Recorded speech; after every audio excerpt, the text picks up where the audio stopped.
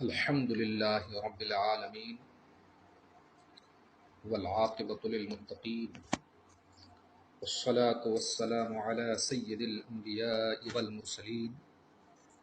وعلى آله وأصحابه أجمعين برحمتك يا أرحم الراحمين. أما بعد، فأعوذ بالله من الشيطان الرجيم. بسم الله الرحمن الرحيم. ألا إن أولياء الله لا خوف عليهم ولا هم يحزنون. صدق الله مولانا العظيم. قال الله تبارك وتعالى في شان حبيبه الكريم: إن الله وملائكته يصلون على النبي يا أيها الذين آمنوا صلوا عليه وسلموا تسليما.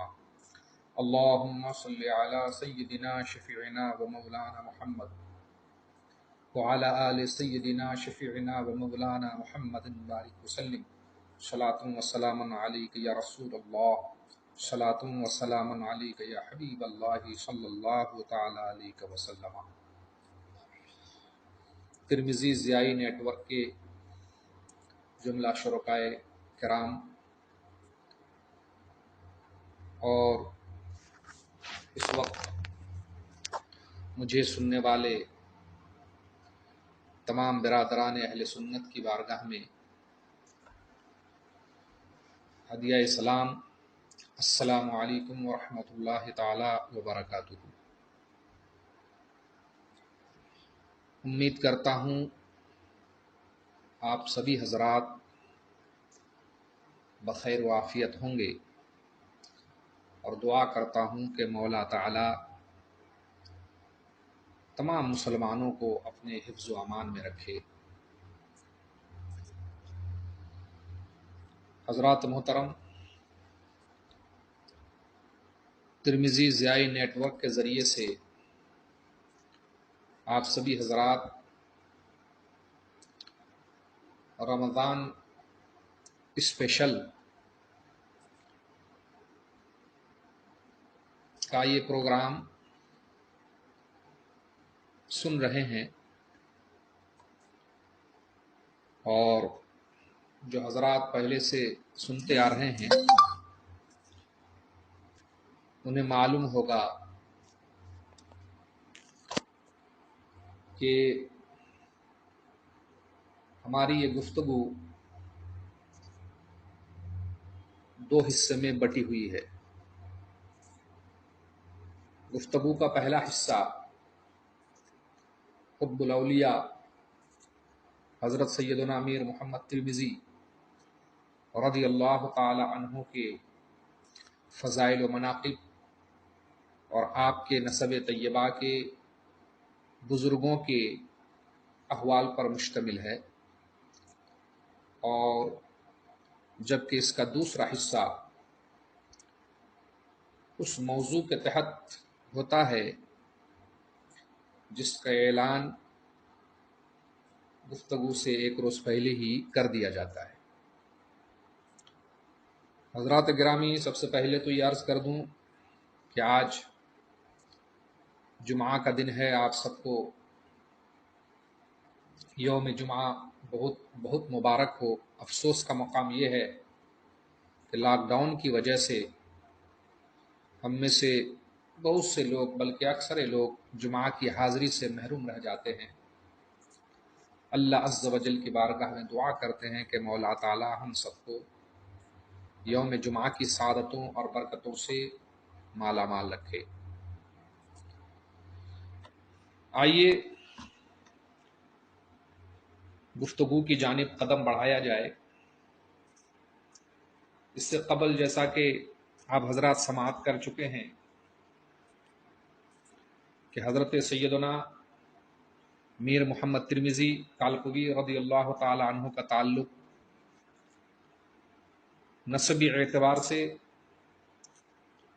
حضرت سیدنا امام زین العابدین بن امام حسین رضی اللہ تعالی عنہما سے ہے، اور اس سے قبل کی گفتگو میں آپ حضرت امام زین العابدین، ان کے فرزند گرامی حضرت سیدنا حسین اصغر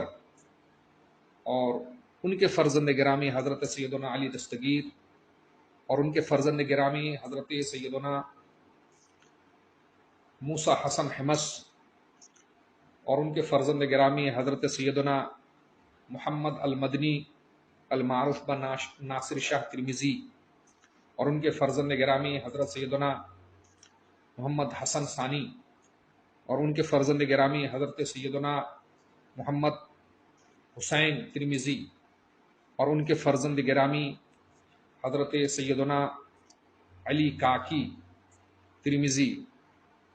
رضوان اللہ تعالی علیہم اجمعین کا ذکر پاک بالاختصار عرض کیا گیا ہے۔ آج ہم حضرت سیدنا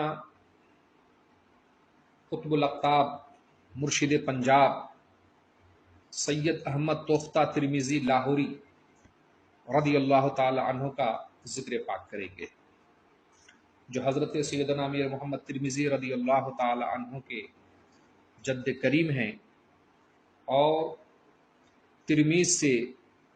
آپ کے اجداد گرامی سے سب سے پہلے جو بزرگ ہندوستان تشریف لائے وہ حضرت سیدنا میر سید احمد توختہ ترمذی رضی اللہ تعالی عنہ ہیں۔ آپ کے والد ماجد کا نام سید علی کاکی ہے۔ حضرت سیدنا میر احمد توختہ ترمذی ثم لاہوری قدس سرہ کی ولادت ترمذ ہی میں ہوئی تھی۔ آپ کی شخصیت بچپن ہی سے لوگوں کو اپنی جانب مبذول کرتی تھی، اور ایسا کیوں نہ ہو کہ آپ کے فضائل و مناقب اور زہد و تقوی، بزرگی و ولایت یہ خاندانی اور موروثی ہے۔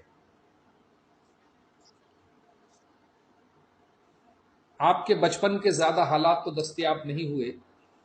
اتنا معلوم ہے کہ آپ نے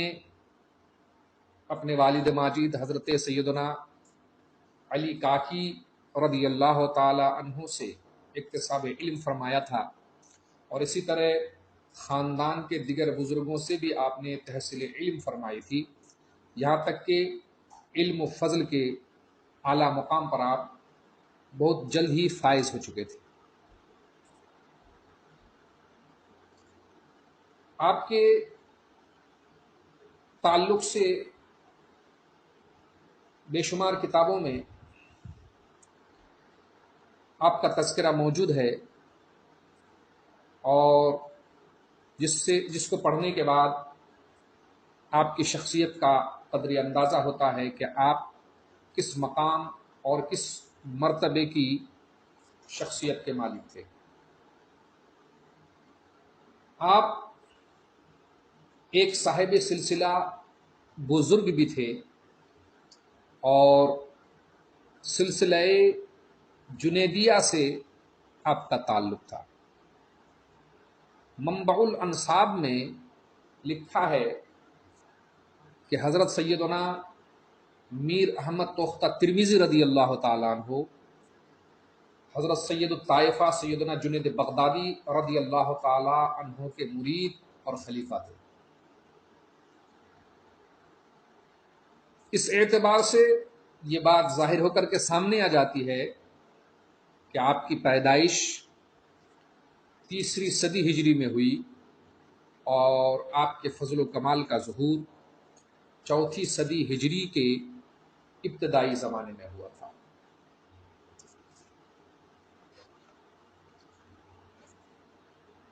حضرت سیدنا میر احمد توختہ ترمذی رضی اللہ تعالی عنہ، بعض لوگوں نے آپ کو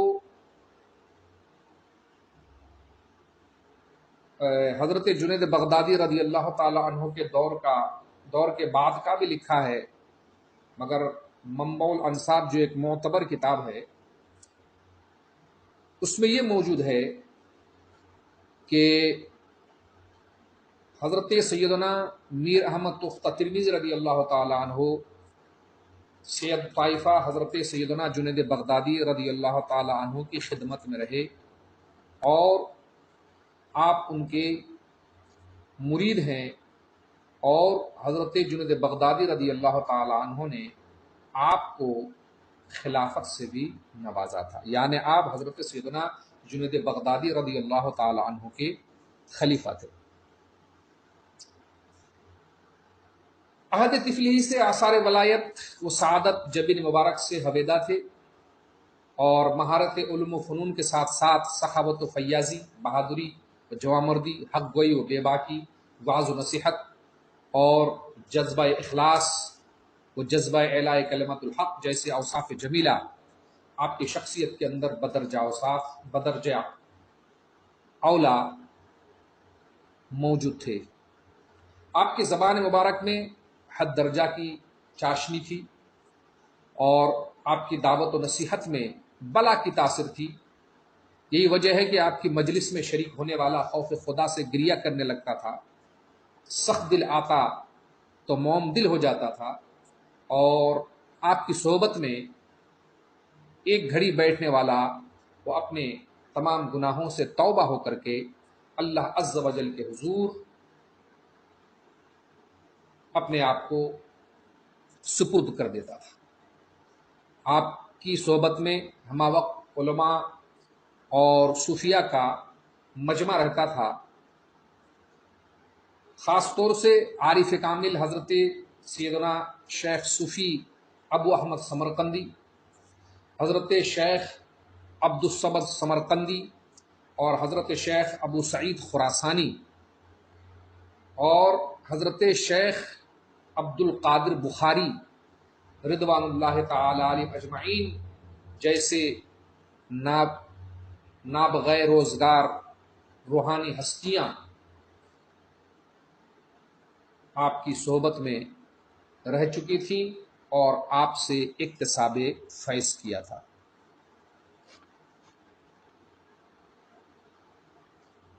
حضرت سیدنا میر احمد تختہ ترمذی رضی اللہ تعالی عنہ کے تذکرہ نگاروں نے آپ کا نسب نامہ بیان کرنے میں کہیں کہیں قدر غلطی کے شکار ہوئے ہیں۔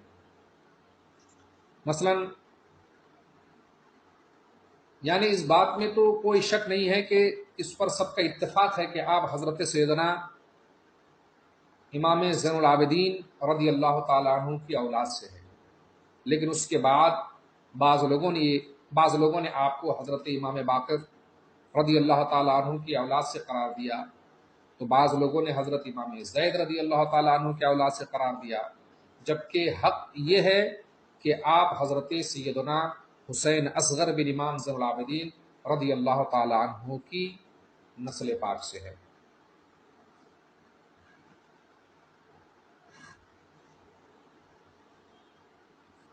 آپ کے بارے میں آیا ہے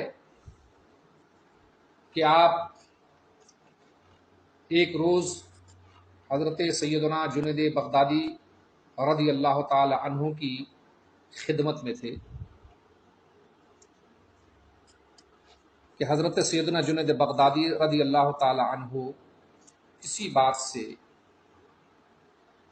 آپ سے بے انتہا خوش ہوئے اور آپ کو دعا دی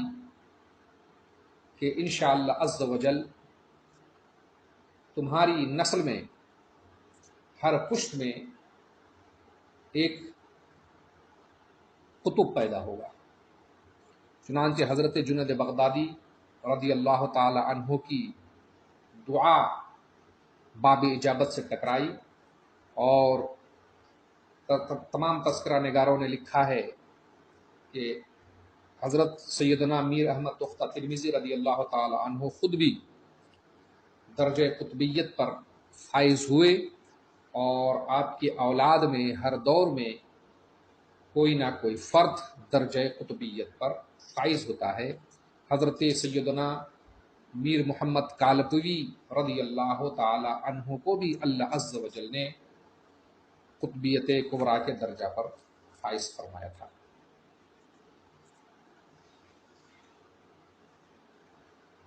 آپ کا لقب توختہ تھا، اور بعض لوگوں نے تختہ بھی لکھا ہے، اور دوسرا لقب مثال رسول یا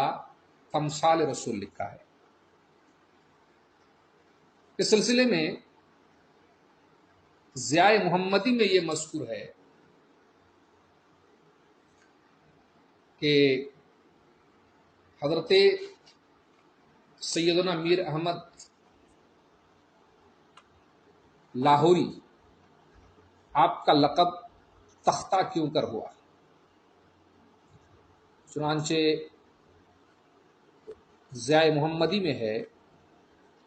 کہ حضرت سیدنا میر احمد تختہ ترمذی رضی اللہ تعالی عنہ ہر جمعہ ایک تختہ پر سوار ہوتے تھے اور مکۃ المکرمہ پہنچ کر حرم شریف میں جمعے کی نماز ادا فرماتے تھے، اور پھر اسی تختے پہ سوار ہو کر کے آپ لاہور واپس تشریف لاتے تھے۔ اس میں کوئی شک نہیں ہے کہ کرامت اولیاء برحق ہے، اور بزرگان دین نے، علماء دین نے اپنی کتابوں میں تصریح کر دی ہے کہ اللہ عز و جل کے بعض بندے وہ ہیں جن کو اللہ تبارک و تعالیٰ نے کرامت سے نوازا ہے، وہ پل بھر میں جہاں چاہیں جائیں اور جہاں سے چاہیں آئیں۔ اور ایک توجیہ یہ بھی بیان کی ہے کہ آپ کا لقب توختہ ہے۔ کہتے ہیں کہ ایک بار آپ کو مرشد گرامی نے یا استاد گرامی نے آپ کو بلا بھیجا، رات کا وقت تھا۔ مرشد کے طلب پر جب آپ پہنچے تو دیکھا کہ مرشد کے حجرے کا دروازہ بند ہے۔ چنانچہ آپ نے دروازہ نہیں کھٹکھٹایا، بلکہ استاد یا پیر و مرشد کے ادب کا لحاظ رکھتے ہوئے آپ دروازے کے باہر کھڑے ہو گئے۔ رات جب یا فجر سے کچھ پہلے جب تہجد کے لیے شیخ بیدار ہوئے اور دروازہ کھولا گیا تو دیکھا کہ یہ وفادار مرید، وفادار شاگرد دروازے پر بالکل میخ کی طرح کھڑا ہے۔ اس سے آپ کے مرشد گرامی نے یا استاد گرامی نے خوش ہو کر کے آپ کو دعائیں دی اور آپ کو توختہ لقب دیا۔ کہتے ہیں کہ ترکی زبان میں توختہ کے معنی میخ یا کیل کے ہوتے ہیں، تو گویا کہ آپ کیل کی طرح دروازے کے باہر بالکل کھڑے ہوئے تھے، کھٹے کی طرح، تو اس لیے آپ کو استاد گرامی نے یہ لقب دیا، اور اس لقب کے ساتھ آپ مشہور و معروف ہوئے۔ اور مثال رسول بھی آپ کو کہا جاتا تھا، اور اس لقب کی توجیہ ضیاء محمدی وغیرہ میں یہ لکھا ہے کہ ایک شخص نے بارگاہ رسالت میں عرض کی، یا رسول اللہ، میں عالم رؤیا میں حضور کے جمال بکمال کی زیارت سے بارہا مشرف ہو چکا ہوں، میری آرزو یہ ہے کہ حضور مجھے عالم ظاہری میں اپنا جمال باکمال دکھائیں اور اس کی زیارت کرائیں۔ تو نبی کریم رؤوف الرحیم صلی اللہ تعالی علیہ وآلہ وسلم نے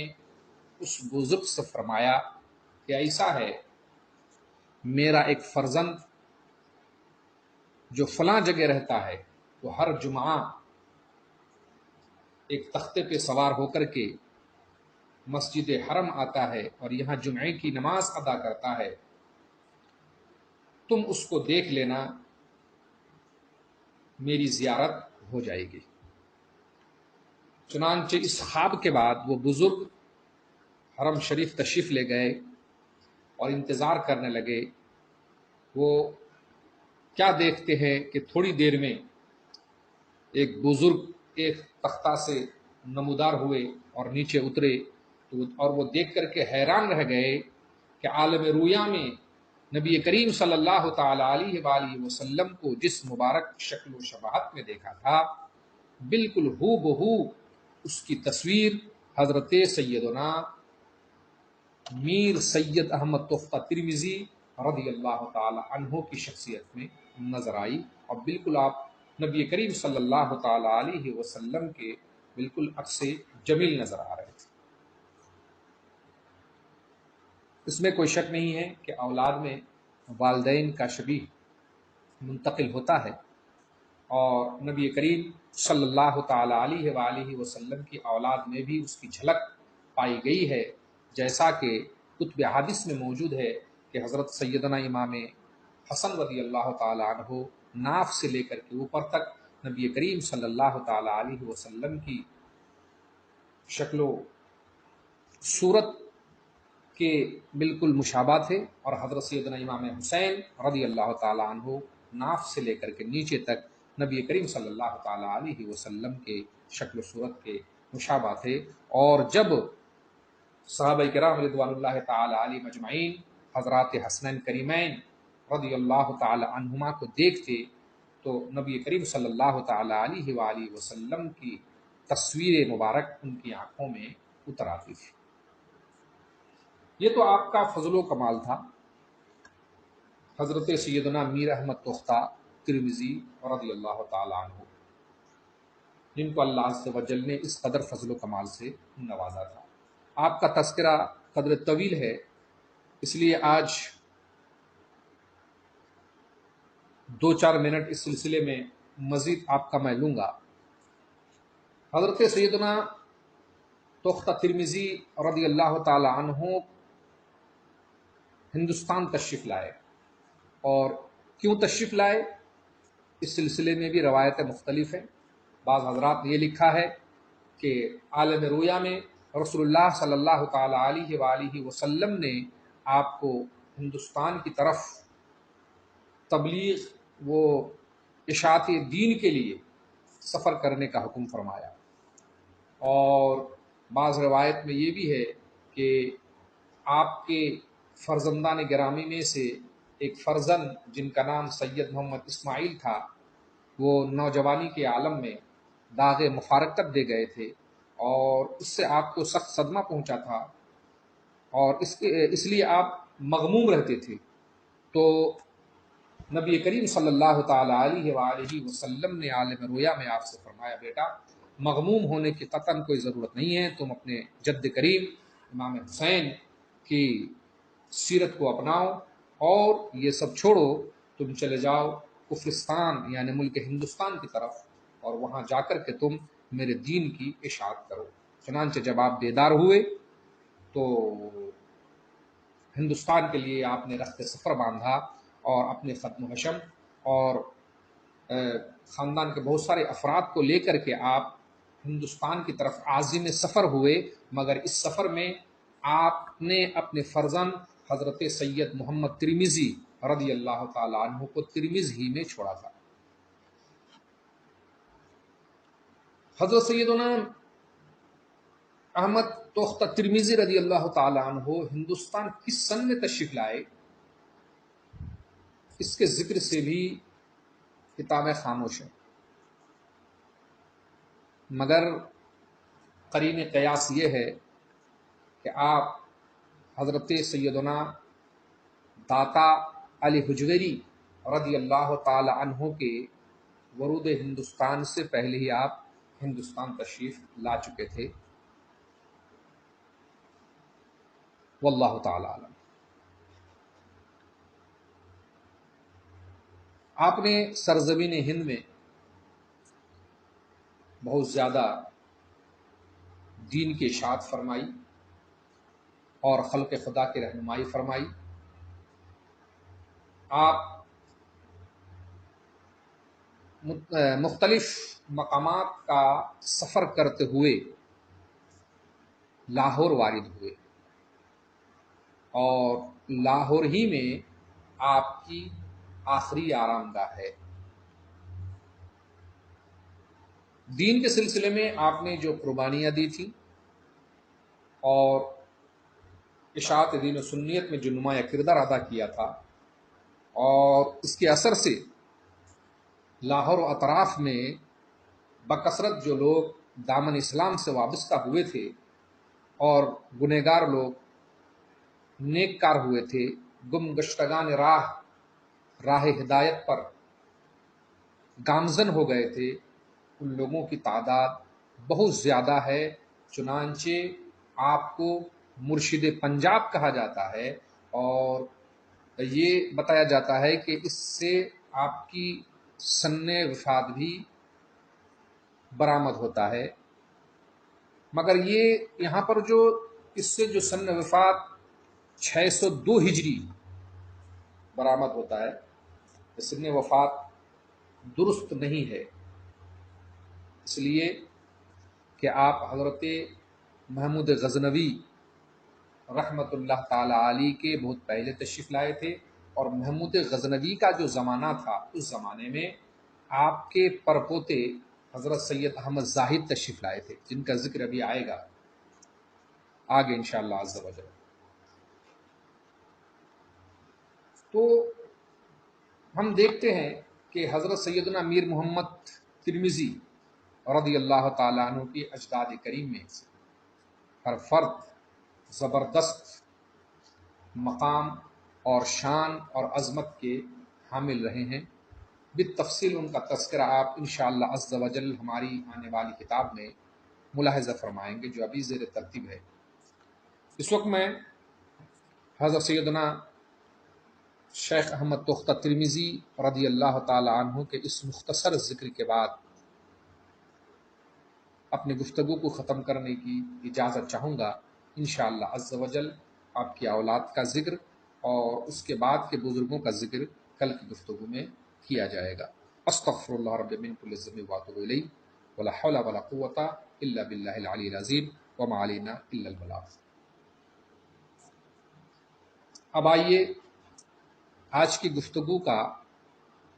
دوسرا موضوع سماعت فرمائیں۔ بسم اللہ الرحمن الرحیم، نحمدہ ونصلی علی رسولہ الکریم۔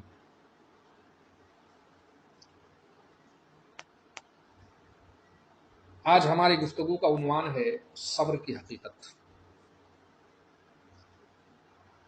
اس سلسلے میں قرآن و حدیث کے فرامین آپ حضرات کے سامنے پیش کرنے کی سعادت حاصل کرتا ہوں۔ دعا فرمائے کہ مولا عز و جل ہم سب کو حق بولنے، حق سننے اور اس پر عمل کرنے کی توفیق عطا فرمائے، اور ہم سب کو اللہ عز و جل صبر کی توفیق سے مالا مال کرے۔ یہ رمضان المبارک کا مہینہ ہے، اس کو صبر کا مہینہ بھی کہا گیا ہے، کیونکہ اس مہینے میں آدمی بہت سارے جائز کام جو اور دنوں میں اس کے لیے ہوتے ہیں، اس مہینے میں وہ ترک کر دیتا ہے اور اس سے وہ صبر کرتا ہے۔ اس وجہ سے بھی اس مہینے کو صبر کا مہینہ کہا جاتا ہے۔ صبر کی بڑی فضیلت آئی ہے۔ اللہ عز و جل فرماتا ہے یا ایھا الذین آمنوا اصبروا وصابروا، سورہ آل عمران کی آیت ہے۔ اللہ عز و جل فرماتا ہے اے ایمان والو صبر کرو، اور صبر میں دشمنوں سے آگے رہو۔ اسی طرح سورہ بقرہ میں ہے یا ایھا الذین آمنوا استعینوا بالصبر والصلاۃ ان اللہ مع الصابرین ولا تقولوا لمن يقتل في سبيل الله اموات بل احیاء ولکن لا تشعرون، اور اس سے آگے کی آیت ہے وَلَنَبْلُوَنَّكُمْ بِشَيْءٍ مِّنَ الْخَوْفِ وَالْجُوعِ وَنَقْصٍ مِّنَ الْأَمْوَالِ وَالْأَنفُسِ وَالثَّمَرَاتِ وَبَشِّرِ الصَّابِرِينَ الَّذِينَ إِذَا أَصَابَتْهُم مُّصِيبَةٌ قَالُوا إِنَّا لِلَّهِ وَإِنَّا إِلَيْهِ رَاجِعُونَ أُولَٰئِكَ عَلَيْهِمْ صَلَوَاتٌ مِّن رَّبِّهِمْ وَرَحْمَةٌ وَأُولَٰئِكَ هُمُ الْمُهْتَدُونَ۔ حضرات محترم، صبر کا ظہور کب ہوتا ہے؟ صبر کا ظہور اس وقت ہو جب آدمی کو کوئی تکلیف پہنچے، جب انسان کو کوئی دکھ پہنچے، کوئی صدمہ پہنچے، یا اس سے کسی خوف و نقصان کا سامنا ہو، تو اس وقت اس پر ایک کیفیت طاری ہوتی ہے اور وہ کیفیت اس کو خوف زدہ کرتی ہے، اس کو رونے دھونے پہ مجبور کرتی ہے، وہ کیفیت اس کو آہ آہ کرنے پر اکساتی ہے۔ ایسے موقع پر بندہ رونا دھونا چھوڑ کر کے، آہ آہ کرنا چھوڑ کر کے، افسوس اور غم کرنا چھوڑ کر کے جب یہ کہتا ہے کہ ہم تو اللہ ہی کے لیے ہیں اور اللہ ہی کی طرف ہم سب کو پلٹنا ہے، یعنی ایسے موقع پر جب وہ اللہ کے لیے صبر کرتا ہے تو اسی کا نام صبر ہے،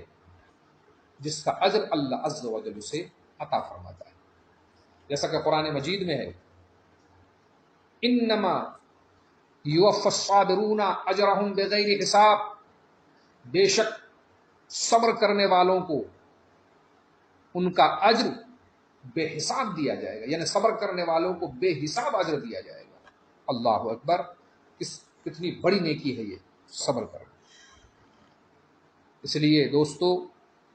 جب ہمیں کوئی نقصان پہنچے تو صبر کرنا چاہیے، بلکہ اللہ عز و جل یہ فرماتا ہے کہ ہم تمہیں آزمائیں گے، خوف سے آزمائیں گے، بھوک سے آزمائیں گے، اور کبھی کبھی تمہارے اموال میں کمی واقع ہو جائے گی، اور کبھی کبھی تم میں تمہارے کسی عزیز کا انتقال ہو جائے گا، تمہارے باغوں کے پھلوں میں پیداوار کی کمی ہو جائے گی، تو ایسی صورت میں تم شکایت نہ کرنا، بلکہ ایسی صورت میں تم صبر کرنا۔ اور جب بندہ صبر کرتا ہے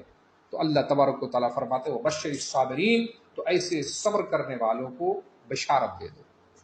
کس چیز کی بشارت؟ جنت کی بشارت، رضا الہی کی بشارت، اور اللہ تبارک و تعالیٰ کی رحمت اور اس کے غفران کی بشارت۔ ایک دوسرے مقام پر اللہ تبارک و تعالیٰ نے فرمایا کہ بے شک صبر کرنا یہ بہت عظیم کام ہے، یقیناً صبر کرنا عظیم کام ہے، ہر شخص سے یہ نہیں ہوتا، یہ اسی سے ہوتا ہے صبر جس کو اللہ عز و جل توفیق سے مالا مال کرتا ہے۔ اللہ تبارک و تعالیٰ فرماتا ہے وَلِمَنْ صَبَرَ وَغَفَرَ إِنَّ ذَلِكَ لَمِنْ عَزْمِ الْأُمُورِ، صبر کرنا اور معاف کرنا یہ ہمت والے لوگوں کا کام ہے، کہ اس کو نقصان پہنچے اور وہ صبر کرے، اور اسے کوئی نقصان پہنچائے تو اس نقصان پہنچانے والے کو معاف کر دے، تو یقیناً یہ ان لوگوں کا کام ہے جو عالی ہمت ہوا کرتے ہیں۔ اور اللہ تبارک و تعالیٰ کے کچھ بندے اس سلسلے میں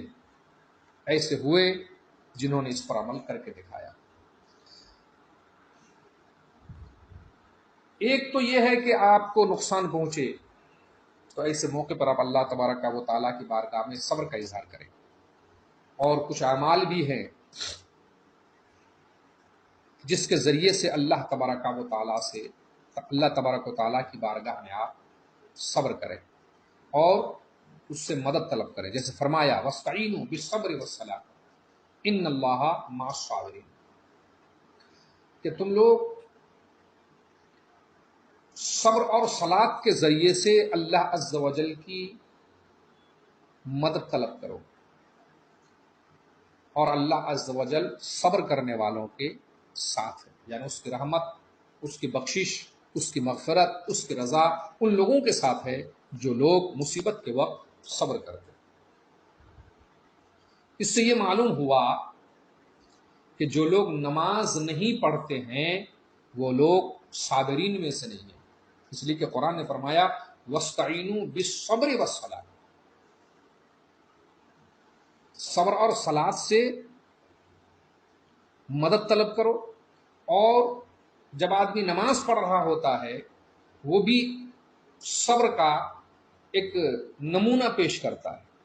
تو ایسے آدمی ٹھوکر کھائے صبر کرے تو صابر تو ہوگا، مگر اس کمال درجے کا صابر نہیں ہوگا جس کمال درجے کا صابر ایک نمازی ہوتا ہے، کہ اپنا کاروبار الگ، نوکری الگ، سروس الگ، رشتہ دار الگ، ساری چیزوں کا خیال الگ کر کے وہ تمام چیزوں کو گویا ترک کر کے وہ صبر کے ساتھ اللہ تبارک و تعالیٰ کی بارگاہ میں بندہ کھڑا ہوتا ہے اور نماز ادا کرتا ہے، اور پھر وہ نماز اس شان کی ہو جاتی ہے، اس نماز کے ذریعے سے وہ اللہ تبارک و تعالیٰ سے مدد طلب کرے تو اللہ تبارک و تعالیٰ نہ صرف یہ کہ اس کی مدد کرتا ہے بلکہ یہ فرماتا ہے ان اللہ مع الصابرین، بلکہ ایسے صبر کرنے والوں کے ساتھ اللہ تبارک و تعالیٰ خود ہو جاتا ہے، یعنی رب تبارک و تعالیٰ اپنی رحمت، اپنی برکت، اپنا رضوان اس بندے پر خصوصی طور پر نازل فرماتا ہے۔ اس لیے صبر کے معاملے میں ہم سب کو قدم آگے بڑھانا چاہیے۔ نبی کریم صلی اللہ تعالی علیہ وآلہ وسلم نے بھی اپنے اقوال اور افعال سے باب صبر میں عظیم نمونے پیش فرمائے، اور نبی کریم صلی اللہ تعالی علیہ وسلم اللہ تبارک و تعالیٰ کے تمام معزز بندوں میں، تمام مخلوقات میں سب سے بڑے صابر ہیں۔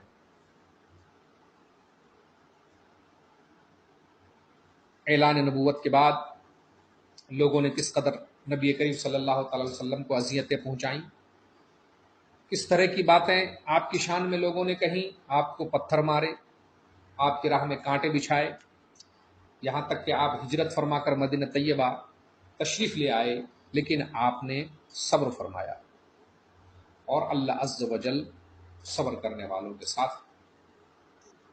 نبی کریم صلی اللہ تعالی علیہ وآلہ وسلم نے اپنی امت کو قدم قدم پر صبر کی تلقین فرمائی۔ ایک مقام پر نبی کریم صلی اللہ تعالی علیہ وسلم نے ارشاد فرمایا الطہور شطر الایمان والحمد للہ تملأ المیزان وسبحان اللہ والحمد للہ تملأان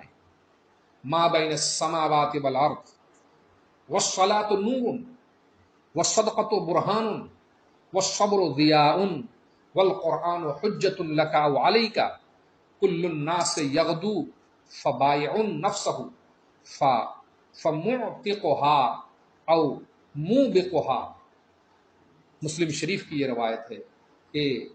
نبی کریم صلی اللہ تعالی علیہ وسلم نے فرمایا کہ طہارت، پاکیزگی یہ ایمان کا حصہ ہے، اور الحمدللہ کہنا یہ میزان کو بھر دیتا ہے، اور سبحان اللہ اور الحمدللہ دونوں آسمان و زمین کے درمیان کو بھر دیتے ہیں، اور نماز نور ہے، اور صدقہ دلیل ہے، اور صبر روشنی ہے، اور قرآن تیرے حق میں یا تیرے خلاف دلیل ہے۔ سب لوگ اپنے آپ کو کام میں لگاتے ہیں، پھر اپنے آپ کو آزاد کرتے ہیں یا ہلاک کر ڈالتے ہیں۔ یہاں پر فرمایا کہ والصدقۃ برہان، اور صدقہ تیرے لیے دلیل ہے، اور اس کے بعد فرمایا والصبر ضیاء، اور صبر تیرے لیے روشنی ہے۔ یقیناً جب آدمی صبر کرتا ہے تو پھر اس کو آگے کی راہ نظر آتی ہے، اور اللہ عز و جل اس کی برکت سے پھر آگے اس کی راہیں آسان فرما دیتا ہے۔ درود پاک پر اللہم صلی علی سیدنا مولانا محمد بارک وسلم، صلاۃ و سلام علیک یا رسول اللہ صلی اللہ تعالی علیہ وسلم۔ ایک دوسری حدیث جو حضرت ابو سعید خدری رضی اللہ تعالی عنہ سے مروی ہے کہ نبی کریم صلی اللہ تعالی علیہ وسلم سے کچھ انصاری صحابہ نے عرض کی، کچھ انصاری صحابہ نے کچھ طلب کیا، تو نبی کریم صلی اللہ تعالی علیہ وسلم نے ان کے سوال کو پورا کیا۔ فرمایا پھر انہوں نے مانگا، نبی کریم صلی اللہ تعالی علیہ وسلم نے پھر انہیں دیا، یہاں تک کہ جو کچھ مال اس وقت آپ کے سامنے تھا وہ ختم ہو گیا۔ پھر نبی کریم صلی اللہ تعالی علیہ وسلم نے ان لوگوں سے فرمایا کہ میرے پاس جو مال ہوتا ہے تو میں تم سے ذخیرہ نہیں کرتا، یعنی اس کو بچا کر کے نہیں رکھتا، بلکہ میں تمہیں دے دیتا ہوں۔ اس کے بعد نبی کریم صلی اللہ تعالی علیہ وسلم نے انہیں جو پیاری نصیحت فرمائی وہ اپنی جگہ بہت بے مثال ہے. فرمایا وَمَن يَسْتَعْفِفْ يُعَفِّفْهُ اللَّهُ وَمَن يَسْتَغْنِ يُغْنِهِ اللَّهُ وَمَن يَتَصَبَّرْ يُصَبِّرُهُ اللَّهُ. فرمایا کہ جو سوال سے بچنا چاہتا ہے اللہ تبارک و تعالیٰ اسے بچا لیتا ہے، اور جو اللہ تبارک و تعالیٰ سے بے نیازی طلب کرتا ہے، غنا طلب کرتا ہے، تو اللہ تبارک و تعالیٰ اسے غنی کر دیتا ہے، اور جو اللہ تبارک و تعالیٰ سے صبر اختیار کرنے کی دعا مانگتا ہے، صبر چاہتا ہے، تو اللہ عز و جل اسے صبر عطا فرماتا ہے. اور فرمایا وما اوتی احد عطاء خیرا واوسع من الصبر. اللہ کے رسول صلی اللہ تعالی علیہ وسلم نے فرمایا کہ جس شخص کو جو کچھ عطا کیا گیا تو ان میں سب سے بہتر اور وسعت والی کوئی چیز اگر ہے تو وہ صبر ہے. نبی کریم صلی اللہ تعالی علیہ وسلم نے خاص طور سے باب صبر میں یہ نصیحت فرمائی. ایک اور روایت ہے، نبی کریم صلی اللہ تعالی علیہ وآلہ وسلم نے ارشاد فرمایا عجبا لامر المومن ان امرہ کلہ لہ خیر ولیس ذلک لاحد الا للمومن. نبی کریم صلی اللہ تعالی علیہ وآلہ وسلم نے فرمایا صاحب ایمان کا معاملہ ہی عجیب ہے، اور اس کا سارا معاملہ صرف خیر ہی خیر ہے، اور یہ چیز صرف اور صرف مومن ہی کو حاصل ہے. اللہ کے رسول صلی اللہ تعالی علیہ وسلم نے فرمایا کیا ہے کہ ان اصابتہ سراء شکر فکان خیرا لہ. اگر اسے خوشحالی میسر ہو، کوئی سرور میسر ہو، کوئی بھلائی میسر ہو، تو وہ شکریہ ادا کرتا ہے کہ یہ اس کے لیے بہتر ہے. فرمایا وَإِنْ أَصَابَتْهُ ضَرَّاءُ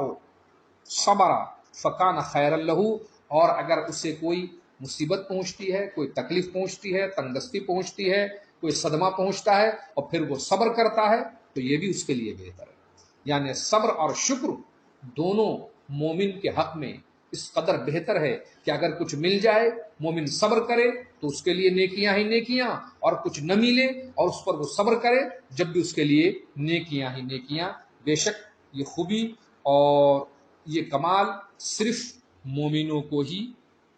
میسر ہے. صحابہ کرام رضوان اللہ تعالی علیہم اجمعین میں صبر کا مادہ بہت زیادہ موجود تھا. میں آپ کو ایک خاتون کا واقعہ سناتا ہوں. حضرت عبداللہ ابن عباس رضی اللہ تعالی عنہما کے شاگرد حضرت سیدنا عطا بن ابی رباح وہ کہتے ہیں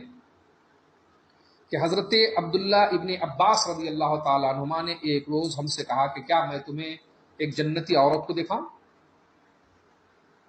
میں نے کہا کہ ضرور دکھائیے. تو حضرت عبداللہ ابن عباس نے کہا کہ یہ حبشی عورت یہ جنتی عورت ہے. جب یہ نبی کریم صلی اللہ تعالی علیہ وسلم کے پاس آئی اور عرض کی یا رسول اللہ مجھے مرگی کا مرض ہے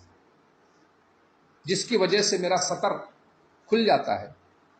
تو آپ میرے لیے دعا فرما دیجیے تاکہ میں اس بیماری سے شفا پا جاؤں. اس عورت کی درخواست کو سن کر کے نبی کریم صلی اللہ تعالی علیہ وسلم نے اس عورت سے فرمایا اگر تم چاہو تو صبر کرو تو تمہارے لیے جنت ہے، اور اگر چاہو تو میں تمہارے لیے اللہ عز و جل کی بارگاہ میں دعا کر دوں اور تمہیں شفا مل جائے. اب دیکھیے اس عورت کے نزدیک، اس پاکیزہ خاتون کے نزدیک صبر کا کیا مقام تھا. اس عورت نے عرض کیا یا رسول اللہ میں صبر کروں گی۔ سبحان اللہ، میں صبر کروں گی۔ مرگی کے دورے، مرگی کا دورہ کتنا خطرناک ہوتا ہے یہ سب جانتے ہیں کہ آدمی ایسے موقع پر اس کو کچھ ہوش نہیں رہتا، کچھ خبر نہیں رہتی، اور اس کا علاج بھی بمشکل سے ہو پاتا ہے، بلکہ بعض لوگ تو وہ ہے کہ علاج سے بھی وہ ٹھیک نہیں ہوتے۔ لیکن اس عورت نے کہا یا رسول اللہ بس اتنا کر دیجئے کہ جب مجھ پر دورے پڑتے ہیں تو میرا سطر کھل جاتا ہے، میرا پردہ کھل جاتا ہے، یا رسول اللہ دعا کیجئے کہ بس میرا پردہ نہ کھلے۔ نبی کریم صلی اللہ تعالی علیہ وآلہ وسلم نے اس کے لیے دعا فرمائی، تو اس کے بعد اس عورت کو مرگی کا دورہ پڑتا تھا اور وہ اس وقت تڑپتی تھی، مگر نبی کریم صلی اللہ تعالی علیہ وآلہ وسلم کی دعاؤں کی بدولت وہ بے سطر نہیں ہوتی تھی۔ عرض یہ کرنا ہے کہ اس خاتون کے نزدیک صبر کا کتنا مقام تھا کہ رسول اللہ صلی اللہ تعالی علیہ وآلہ وسلم نے فرمایا اگر تو چاہے تو صبر کر،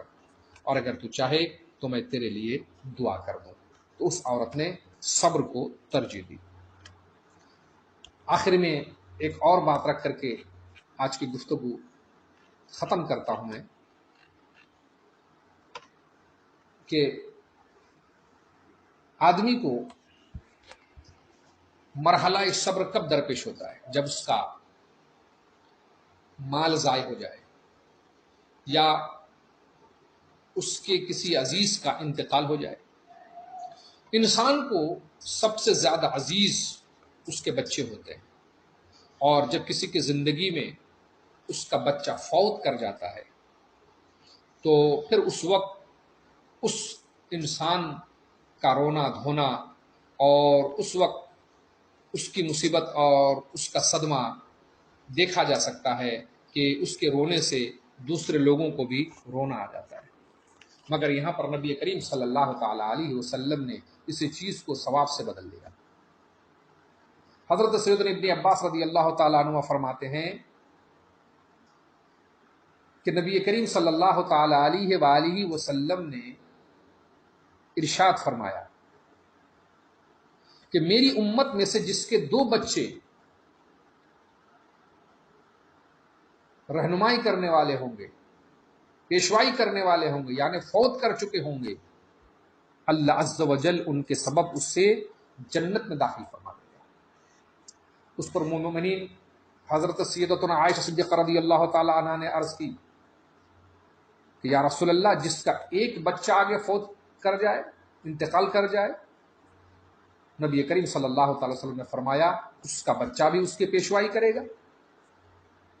ام المؤمنین نے پھر عرض کی یا رسول اللہ صلی اللہ تعالی علیہ وسلم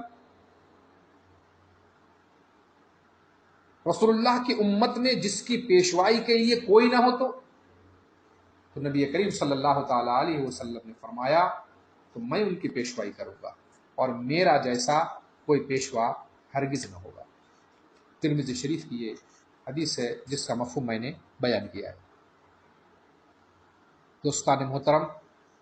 ایسے ہی نبی کریم صلی اللہ تعالی علیہ وسلم نے فرمایا جس شخص کے 3 بچے بالغ ہونے سے پہلے انتقال کر گئے وہ اس کے لیے جہنم کی راہ میں مضبوط ترین رکاوٹ ہوں گے۔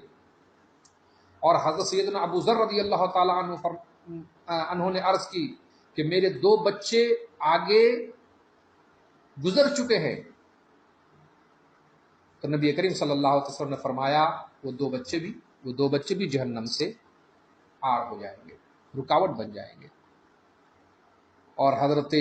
ابی بن کعب رضی اللہ تعالی عنہ نے عرض کی میں اپنا ایک بچہ آگے بھیج چکا ہوں، تو اللہ کے رسول نے فرمایا وہ بچہ بھی تیرے لیے جہنم کی راہ میں رکاوٹ بن جائے گا۔ عزیزان ملت اسلامیہ، تو یہ کٹھن موقع ہے جس موقع پر انسان کو بہت زیادہ اس پر رونے دھونے کی اس پر بہت زیادہ کیفیت طاری ہوتی ہے اور بہت زیادہ بے صبر ہو جاتا ہے۔ مگر ایسے موقع پر جب انسان صبر کرتا ہے، جب مومن صبر کرتا ہے تو اللہ تبارک و تعالی اس چیز کا بہت زیادہ اسے بدلہ عطا فرماتا ہے، اور آخرت میں رب تبارک و تعالی ان تمام چیزوں کا بہت حسین بدلہ عطا فرمائے گا جس جن کو نبی کریم صلی اللہ تعالی علیہ وسلم کی سیرت طیبہ پر عمل کرتے ہوئے اس نے انجام دیا تھا، وہ شکر ہو، وہ صبر ہو مصیبت کے وقت، اور بھی اس طرح کا کوئی نیک معاملہ ہو دنیا میں، جب انسان ان معاملات کو انجام دے گا تو اللہ تبارک و تعالی اپنے حبیب کے صدقے و طفیل آخرت میں اس کا بہت زیادہ بدلہ عطا فرمائے گا۔ یہ رمضان المبارک ہے دوستان محترم، اس میں بھوک سے صبر کرنا ہوتا ہے، پیاس سے صبر کرنا ہوتا ہے، ایسے ہی بہت زیادہ اور بھی معاملات ہوتے ہیں، اس سے بھی صبر کرنا پڑتا ہے، تو اس میں صبر کیا جائے، کیونکہ رمضان یہ خود گواہ ہوگا۔ کیا ہی اچھا ہوگا کہ جب یہ رمضان اللہ تبارک و تعالیٰ کے حضور پیش ہو تو ہمارے لیے وہ اس طور پر گواہی دے کہ یہ بندہ نمازی بھی تھا، روزے دار بھی تھا، اور یہ بندہ شاکر بھی تھا اور صابر بھی تھا۔ مولا تبارک و تعالیٰ کی بارگاہ میں دعا ہے کہ ہم سب کو صبر جمیل کی توفیق عطا کرے۔ اور آج کے اس مجلس میں جو کچھ گفتگو میں نے عرض کی ہے، مولا تعالیٰ اس کے اندر جو بھی غلطیاں ہوئی ہے اسے اپنے حبیب کے صدقۃ معاف فرمائے، اور مجھے اور